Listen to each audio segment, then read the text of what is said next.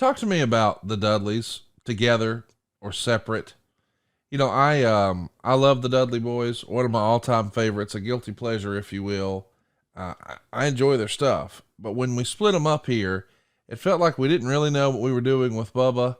And boy, poor Devon with this Reverend gimmick. This was just not good.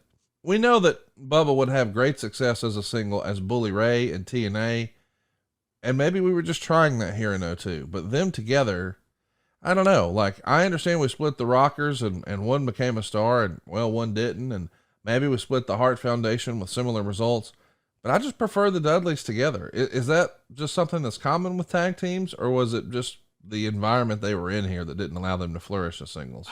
I just think fans enjoyed the tandem, and they had great chemistry.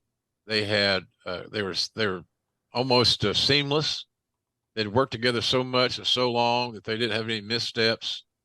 It was obvious to anybody, or at least to most people, it certainly was obvious to me, the star of the duo was Bubba. It's just a matter that, there's going to be a certain level of separation anxiety when a longtime team that had earned a lot of popularity now is going to be split apart. And then how do you create an identity that would merit his ability for Bubba? Bubba was a star of that show, and to me, he always will be. So, he's outspoken. We've had some spirited debates, usually over cash or creative. Imagine that, Connie. Imagine that.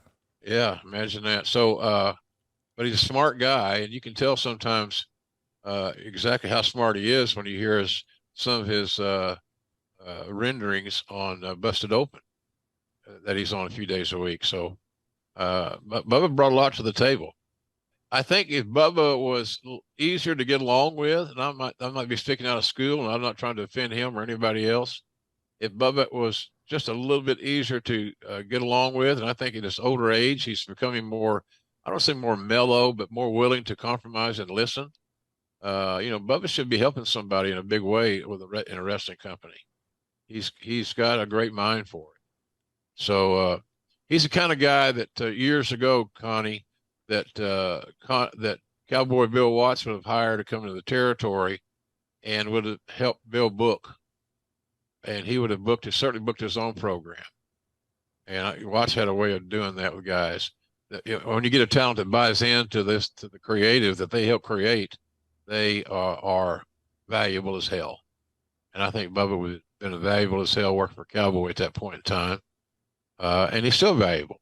He still goes out there and he's smart at the bookings he chooses.